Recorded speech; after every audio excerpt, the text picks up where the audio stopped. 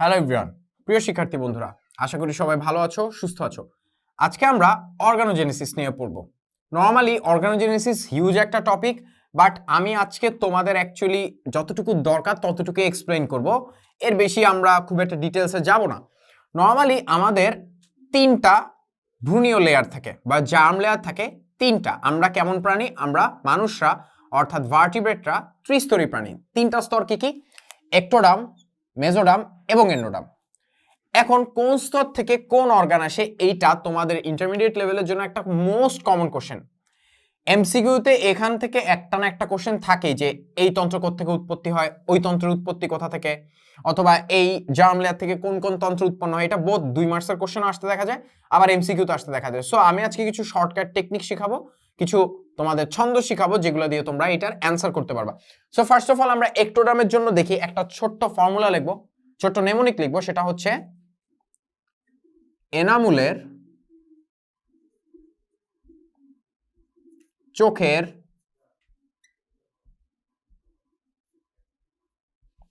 Optic স্নায়ুতে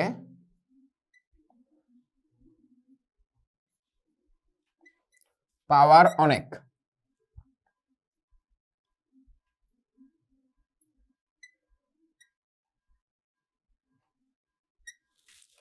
এনামুলের চোখের optic স্নায়ুতে পাওয়ার অনেক। এখন এটার অ্যাকচুয়ালি মিনিংটা কি? এনামুল দিয়ে তোমরা মনে রাখবে দাঁতের এনামেল, দাঁতের এনামেল। লেখা না বুঝতে পারলে আমি আবার পরে আরেকবার রিপিট করব, দাঁতের এনামেল। দেন চোখের দিয়ে কি? চোখ অর্থাৎ আই আসবে একটোডাম থেকে। তারপরে অপটিক স্নায়ু, এটা দিয়ে মনে রাখবা সমগ্র স্নায়ুতন্ত্র,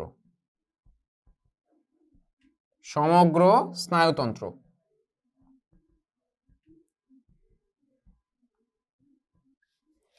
পাওয়ার অনেক দিয়ে মনে রাখবা পায়ুর আবরণ।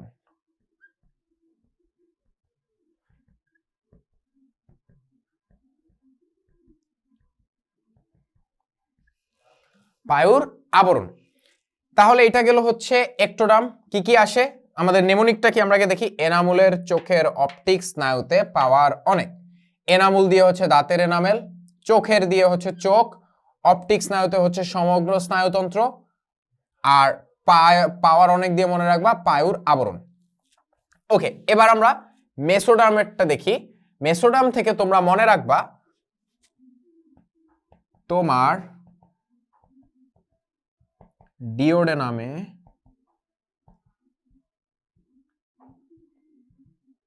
লম্বা পেরেক সংযোজন।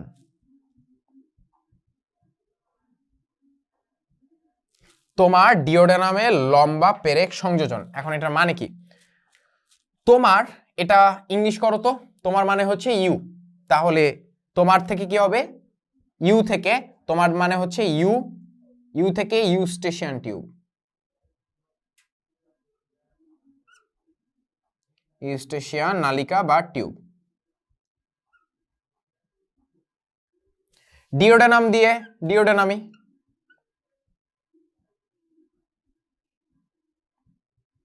লম্বা দিয়ে মনে রাখবে লসিকা তন্ত্র।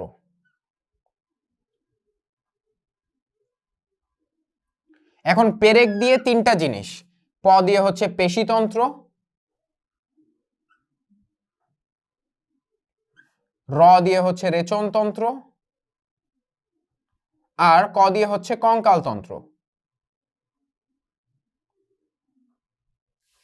সংযোজন দিয়ে হচ্ছে দুইটা জিনিস। সং দিয়ে হচ্ছে সংবহনতন্ত্র,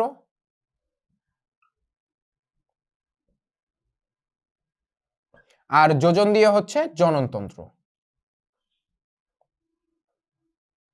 ব্যাস হয়ে গেল। বাকি যা থাকবে সবগুলা কি? এন্ডোডার্মের পার্ট। সো আমি তোমাদের জন্য জিনিসটা আরেকবার রিপিট করি। একটোডার্মের জন্য ফর্মুলা কি?